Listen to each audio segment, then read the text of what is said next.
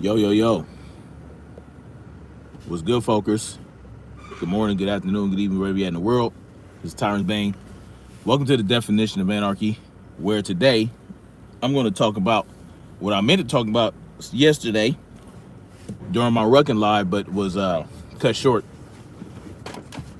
debating with my very liberal homeboy. Anyway,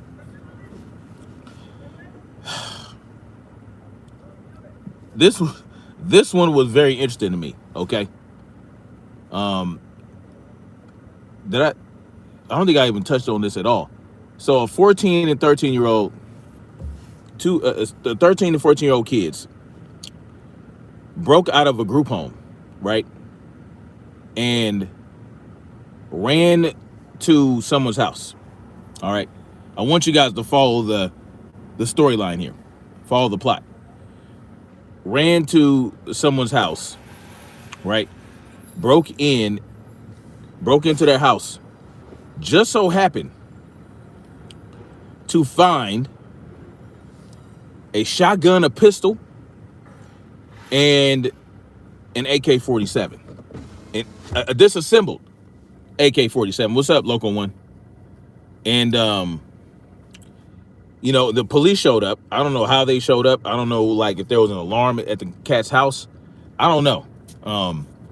I just find it very convenient that they were able to find these weapons so quickly in such a huge house and assemble an AK-47 before laying down heavy suppressive fire on the police. On a full squad of police officers. They were able to lay down suppressive fire on them. And then, of course, they say the 14-year-old girl, she suffered a gunshot wound to the stomach or something like that, or a couple gunshot wounds. I think she's in critical condition or something like that.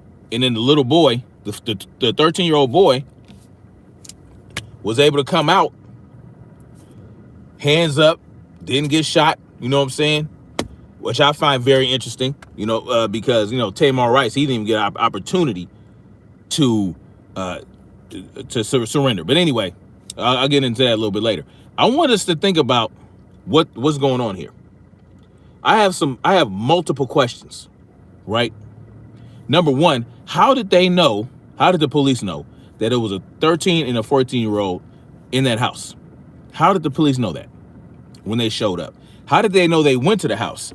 Was there an alarm system or something like that? And if there was, how did they know?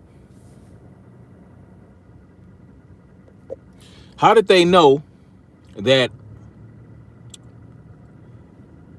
those teenage kids went from that group home to that house? How did they know that that was the route that they took? How did they know that was the destination? I just find it very curious.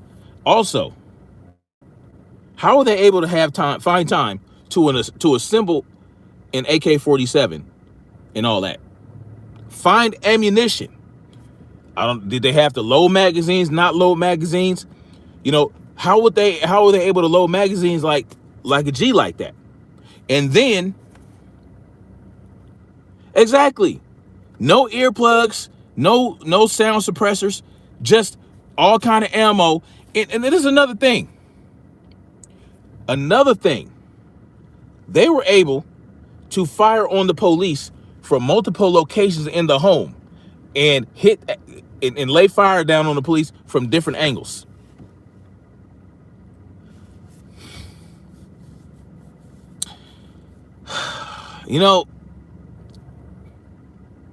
I call bullshit. I smell bullshit on this one, my friends. I tell you that right now. I smell bullshit. It's straight up bullshit. Wasn't no way. Okay? What ain't no way. This is a perfect story for the gun control advocates to push gun control. A Local One says, train. Let me ask you something, Local One. Do you think you and another guy could do all those kids did? Lay down heavy suppressive fire. First, you got to go into a house that you don't even know nothing about.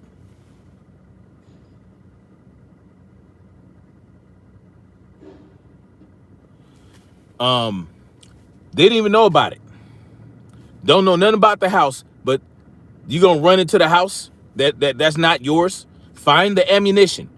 Find enough ammunition to have an hours-long shootout with the police. From different angles, you firing on the police from different points of the house.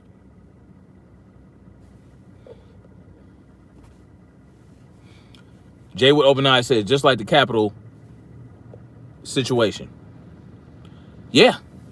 I don't care how trained you are. You're talking about two little kids. A 13-year-old and a 14-year-old. You okay. If you train your kids, right, early enough, yeah, they might be able to charge an AK-47. They might be able to rack a shotgun. They might be able to pull the slide back on a handgun, right? All that. But to do all that they did, that they were able to do to the police, either it's bullshit or those police are poorly trained. We can't rely on the police to deal with shootouts in a situation where we need them to deal with it. Gregory Workman says they claiming untrained kids reassembled the AR. No, it was an AK-47, allegedly. Next they're going to claim the guns have a mind of their own. Yeah, right. It was a ghost gun that reassembles itself. That's what they're going to say. That's what I'm saying, Gregory Workman. The owner said that supposedly the AK was disassembled. So they went from a group home to this house. Just so happened that this house contained all those weapons, the weapons they needed to get it. And why would the kids have a shootout with what kind of children? I know there's a lot of crazy kids out there in the world today. I know there's a lot of crazy kids, a lot of crazy shit going on, a lot of wild kids, a lot of,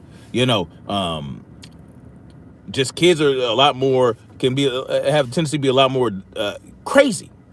But for them, what would prompt them to have a shootout with the police? You know what? We're going to run away from a group home, go to somebody's house, find their weapons, and just start shooting at the police. It's such an efficient way that it took hours for the police to stop them. Kids, 13 years old, 14 years old. Come on, man. I meant to say the long stroke piston system. The AK is tough one to go up against. These doors don't ever fail. The open bolt system and the direct impingement gas system keeps them. Oh yeah, I know that. But nonetheless, never mind how well it operates and how it's basically fail-proof. You're talking about kids going to different locations of the house, shooting at the police, a whole squadron of police officers with one AK, not two AKs, one AK, a pistol, and a shotgun. You have to reload. Now, yes, granted, like when you have standoffs with the police and you're in the house, they don't just rush up in the houses right away, right? It takes time. But these kids were able to let off shots for multiple hours with a weapon that they just so happened to be going after with their little, what they call it now, gun safe gun laws or whatever. It used to be gun control, but they figured out that was a little bit too obvious. So they went with gun safety or gun sense or some bullshit. I don't know, man. I don't think two freaking, let me take that back. Two Navy SEALs could have pulled that off a lot worse. But listen, man, you're talking about a 13 and 14-year-old, living in a group home. Okay, so you guys see that movie Halloween, the original? It was the 70s and 80s. It came out in the 70s, 80s. And Michael Myers killed his sister when he was a kid, like 5 years old or something. He was real young. Killed his sister. Lived in a psych ward for kids all his life, but was able to break out of that pediatrician ward or whatever for the mental health, and was able to drive a car. So these kids is Michael Myers. Now, I don't know. I don't have enough background on them to really determine if they have any training. But come on, man. 13, 14 years old. Come on.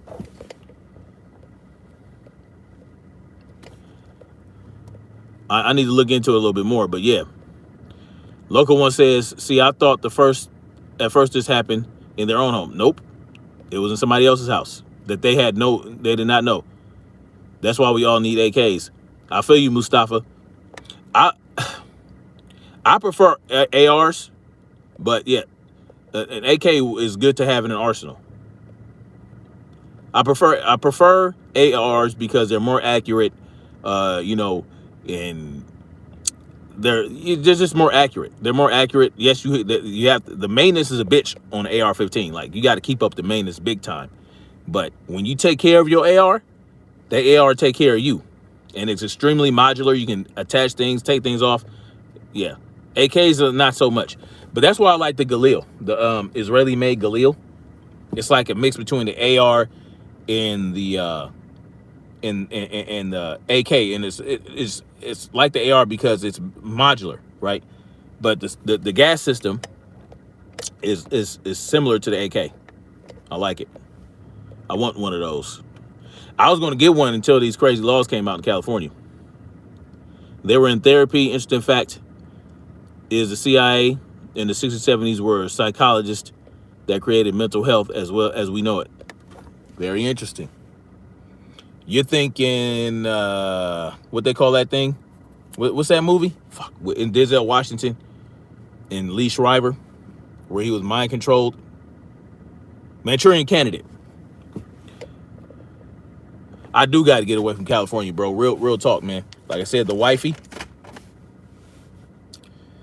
If it wasn't for the wifey, if the wifey was 100% on board, we'd be out of here already. But she's going to get on board. Believe that. Well, she's already on board, but she wants certain things to happen first, you know.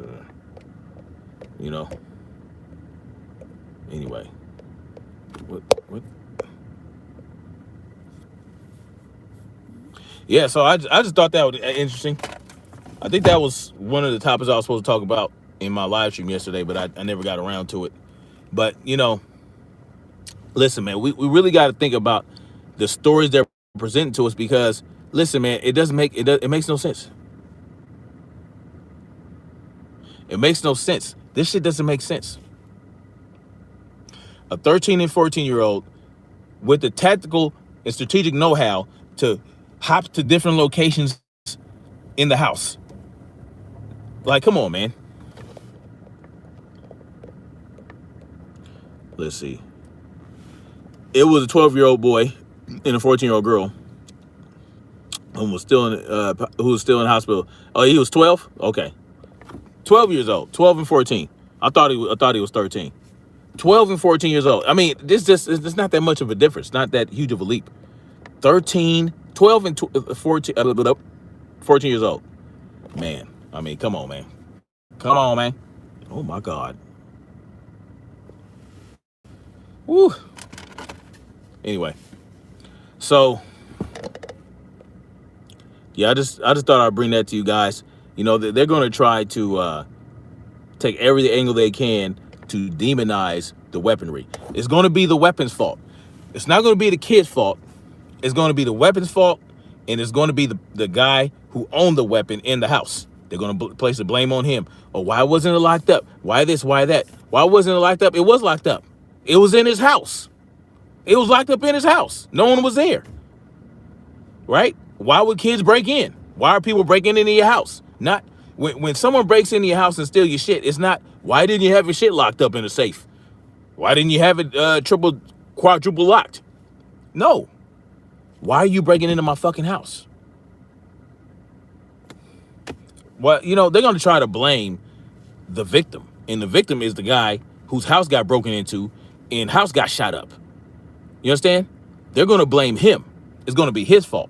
They're kids, right? They're kids. They're kids. Fine. But, excuse me, look here. If you're going to have a shootout with the police at any age, knowing they're so trigger happy, and that's another thing, man.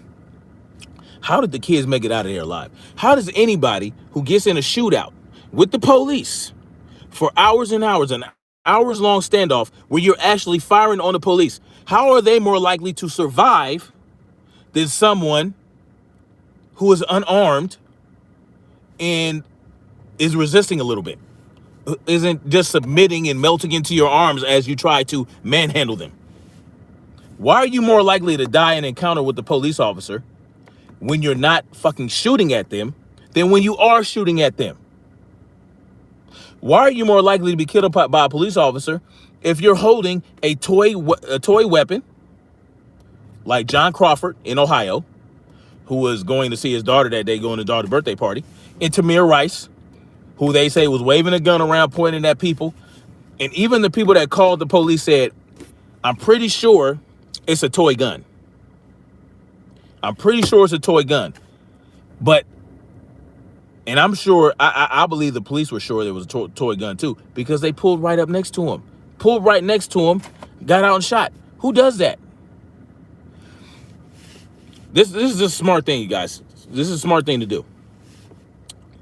Never mind being a police officer. Let's say you're in a, let's say fuck the police, right? Literally, fuck the police. Let's say you're a part of a private security force that's in charge of taking care of the community and protecting the community. If you hear that a child is walking around with what looks like a gun, and you're pretty sure that it's a toy gun, but you're not, you want to take precautions, and if you really believe that they're a legitimate threat and they're going to shoot at you when you arrive, are you going to pull right up next to them? Are you going to pull right next to them and stop your car? If you think they're a legitimate threat, you're going to pull right next to them without backup. You're going to pull right up to the person that you think is a legitimate threat, and you're just going to sit there, get out and shoot them if you think they're a legitimate threat. Or do you do the smart thing? If you think there's a legitimate threat, a legitimate gunman that can possibly take shots at you, do you pull right next to him, or do you stand off at a distance, get some cover, get on your little bullhorn and try to de-escalate the situation? Or do you just pull up, escalate the situation, and just shoot him? Do you think it's smart? Do you think it's smart just to run up on somebody with a gun? Cop or not? Do you think that's a good idea? I don't think it's a good idea. It's not a good idea. So why did they do that to Tamir Rice? And by that logic, let's say, okay, the idiot Tatum and ABL, let's say that they want to believe that Tamir Rice deserved to get shot. Okay. Then why didn't these kids get shot? By that logic. Why weren't these kids killed like Tamir Rice was killed? So why didn't they just, okay, we got kids in the house with guns. Okay, fuck it. Let's pull our cars right up to the fucking door, hop out, and just bust up in the house. No assessing the situation, no trying to de-escalate. To kill them like you killed Tamir Rice. They can't explain that to you. And we know why. Because people like that, they pander to their base. They pander to their benefactors, which are white conservatives. That's just the reality of it.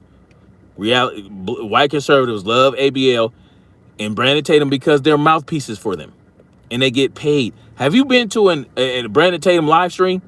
That he gets like thousands of dollars a stream just in the super chat. You know what I'm saying? Ooh-wee. Christopher Alexander, what's good, man? All right, a local one. Peace out, man. Get some good sleep. Oh, it's perfect for the narrative, Christopher. Jaden Miller says the bad shiners would say yes to the pulling up on the suspect and shooting him. Yeah, the bad shiners would. So let's ask the bad shiners, why didn't they just pull up onto this house, just bust up in there and just start blazing away in the house? Why didn't they do that? Come on, man. Mustafa said Philando Castile was one was very bad one. Yeah. Oh, but, he had weed in the car. So therefore, he didn't have a legal right to carry the firearm that he was telling the police officer he had. So he deserved to get shot 7 times in the chest. This is how these clowns think, man. This is how these people think. Is this they're dangerous, man. These people like them are dangerous. Ahmaud Arbery, yep, but that, you know, we know what happened there. They stopped talking about Ahmaud Arbery when they found out Batman McMichaels or Robin McMichaels called him an N-word while he was laying on the ground bleeding out. They don't want to talk about that no more, do they? These people are full of shit. They just fake. They act like they real. They talk, you know, they're so aggressive and, well, not ABL. ABL's has a little bit more humility. He's not, I like ABL a lot more than I like Brandon Tatum. Brandon Tatum is just boisterous and, I'm just a tough guy. I'm going to talk all this shit and people love me because I talk real loud and I say a lot of things and that they like to hear. And yeah, and I'm going to tell you that, when I was a police officer, this is what he said, y'all. This is what Brandon Tatum said. I want y'all to hear this, because some of you guys new to my channel don't know this. Brandon Tatum said one time that when he was a police officer, if he got a phone call, if they got a call from a 90-year-old woman about a burglary, he would have to be prepared to shoot that 90-year-old woman.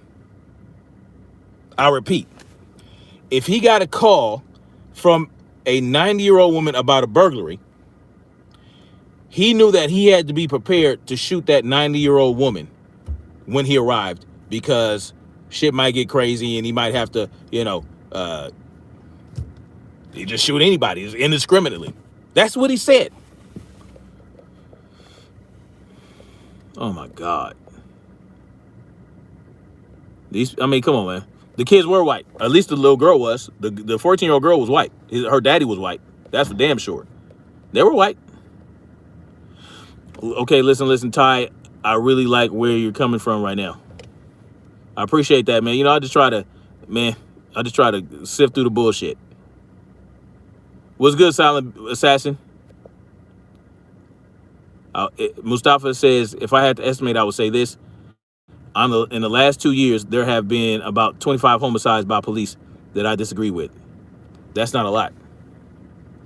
There's a lot more. There's a lot more going on. You're only seeing which was being reported by the media. We don't know what's going on all over the world. And what about Tatiana Jefferson? She was just, if you guys aren't familiar with Tatiana Jefferson, I think she's a teacher.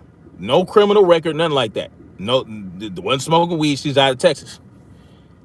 Anyway, it's like 2 or 3 o'clock in the morning, and her front door is open, but the screen door is closed. You have a screen door and a wooden door.